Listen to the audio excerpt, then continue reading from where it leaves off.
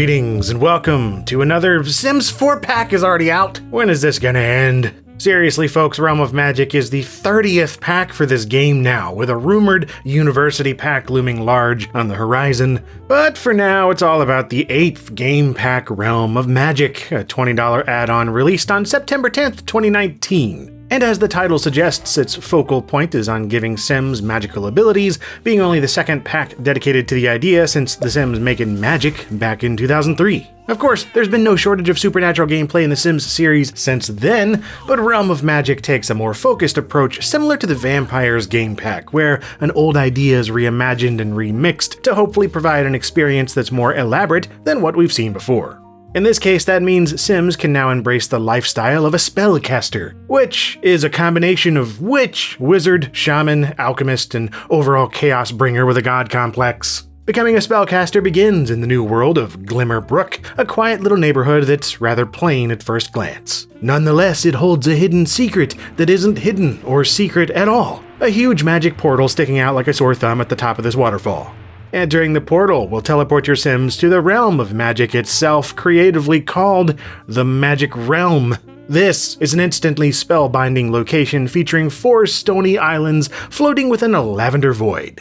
You'll want to visit the large central island first though, which houses Magic Headquarters, a multi-story building that reminds me of an Elder Scrolls Mages Guild campus. Inside are several floors of spellcasting paraphernalia and practitioners. And if you want to join in on the excitement, simply walk up to any of the 3 stages wandering around and ask them about magic. Or you can skip that step by starting with Create a Sim, enabling the spellcaster life state at the beginning of your Sim's existence. Cause yeah, magic users are handled the same way as other supernatural states like vampires, mermaids, aliens, and the like, selectable from the start along with 2 new aspirations to help guide your mystic journey. However, spellcasters do not have a secondary form, so Sims that are magical stay magical all the time. The only thing differentiating them from normal Sims is perhaps their clothing and hairstyle should you choose to provide them with attire befitting a supernaturally inclined Sim. And by that I mean applying any of the new hairstyles, makeup, accessories, and all the other stuff that would fit right in on the set of Once Upon a Time.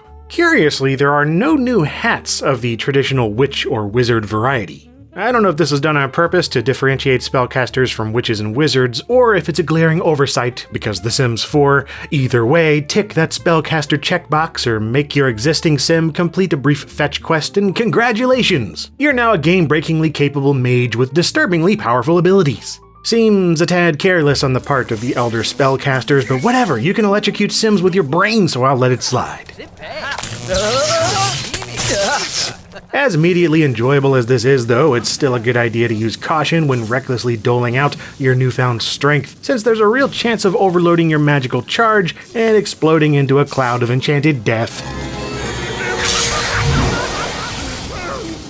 So yeah, there's no mana or anything like that to worry about. Magic can be used constantly, but each spell will increase your Sim's magical charge, raising the risk of blowing themselves up. There are several ways around this, so it's avoidable as long as you're not acting like a maniac 100% of the time and make some effort into improving your skills. Much like the aforementioned Vampires pack, Realm of Magic provides a variety of RPG-like levels and perks to unlock through a skill tree. Performing magic and taking part in training provides experience points towards your spellcaster level, with 5 of these unlockable overall.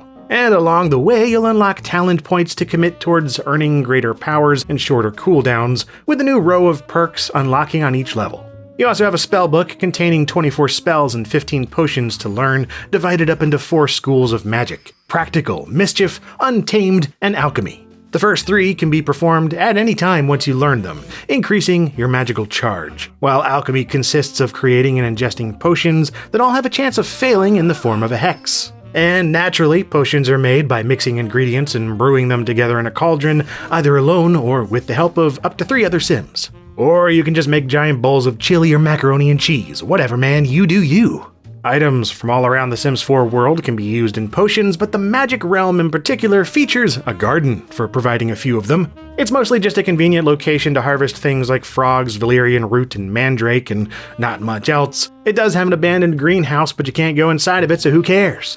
Yeah, exploration and world building is definitely not the focus of this pack, even though it feels like there could have been ample opportunity for it considering these fascinating environments and implications of a deeper history, but nope, it's really all about exploiting those 4 schools of magic in any order you wish. And you're not restricted to one type of magic or another either, making your spellbook a kind of all-you-can-eat buffet of phenomenal cosmic powers. Each spell and potion can be acquired multiple ways too, from scouring bookshelves for ancient tomes, to enlisting the guidance of the Magic HQ sages, to practicing spells and experimenting with the cauldron, and even dueling with other spellcasters to extract their knowledge through supernatural combat. These duels usually occur right on the spot, but for added drama, you can take it to the nearby dueling grounds. Each fight is instigated by selecting the winning stakes, like dueling for knowledge, magical artifacts, ingredients, or simply as a way to settle friendly or heated arguments. And despite the flashy light show, dueling is without much personal risk and is actually rather tame. Ironically so, considering the untamed magic being used. And there's no interaction either, the outcome relies on unseen dice rolls affected by your Sim's experience, charge amount, and luck. Fun enough to look at initially, but after watching the 17th identical duel with randomized outcomes, I was pretty much done with it. Especially since my Sims often ended up cursed anyway.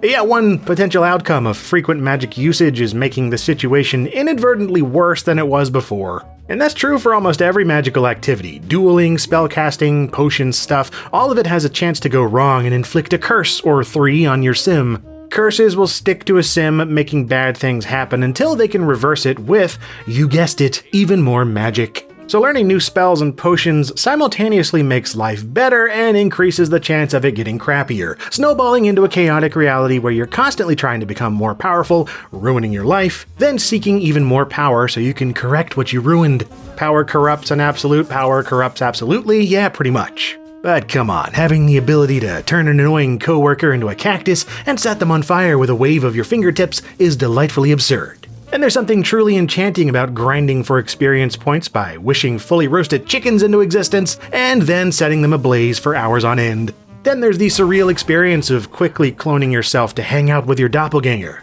Sim Duke Nukem complimenting his own looks and showing off his muscles to himself? Yep, sounds about right. And no, you cannot have romantic relationships with your Sim duplicate. That was the first thing I tried. Don't have time to play with myself. Oh, Barawa! Durfna Krell map! All that to say, these powers are ridiculous, basically dropping a slew of cheat codes into otherwise routine gameplay. Mind control, cloning, fire, ice, electrical torture, forced friendship and romance options, resurrecting the dead, making other Sims ugly, instigating fights, thought scrambling, teleportation, magical thievery, good grief. It is both terrible and completely addictive what you can do to other Sims in this pack.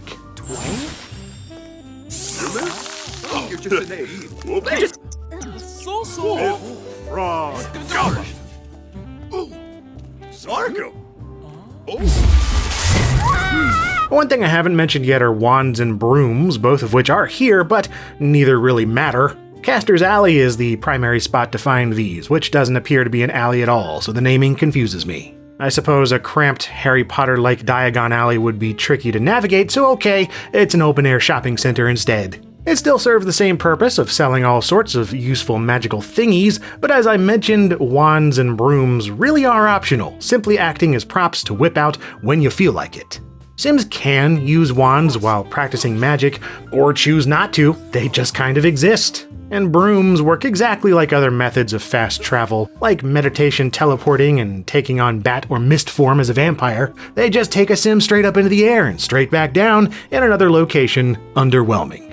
Though I do appreciate there being several mop options in place of brooms, which I happily chose due to the traditional lack of mop representation in fantasy lore. Anyway, the other stuff for sale is more useful. There are dozens of ingredients, gemstones, collectibles, and familiars, with limited stock each day so you can't buy everything at once. And yeah, familiars, they're back. Ravens, pig bats, tiny dragons, voodoo dolls, demon rabbit butterflies, this glowing skull guy, Navi. They call it a fairy here, but hey, listen, that's Navi and you know it. You can even bind pets from the Cats and Dogs pack and summon them as a familiar. They don't float, but they do poof into confused existence, so that's cool.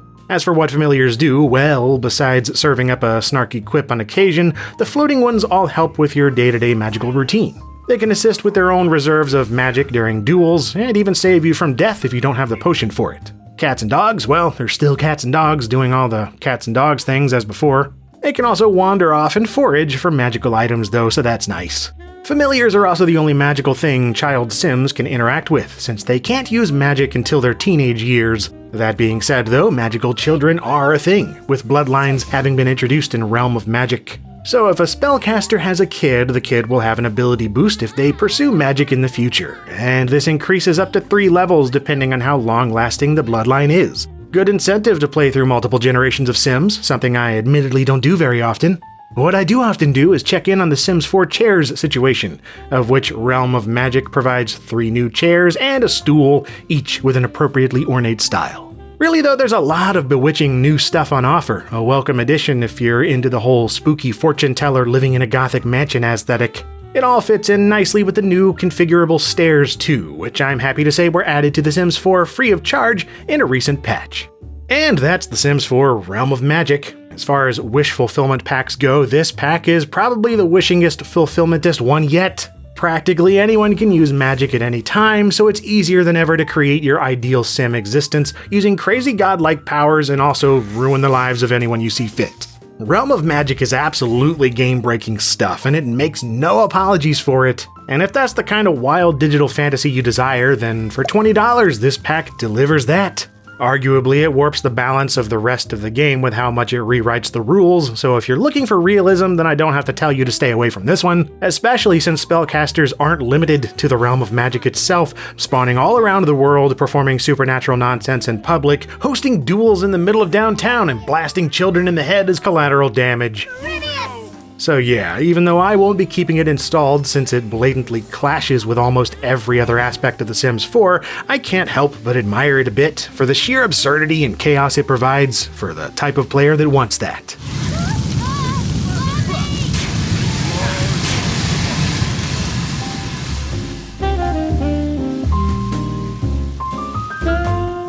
Sorry this review took a little longer than usual to put together. I've been away on a trip and yeah, life happens, but I hope you enjoyed it. And if you did, then check out my other Sims 4 videos or any of the other things I post here on LGR. And as always, thank you for watching.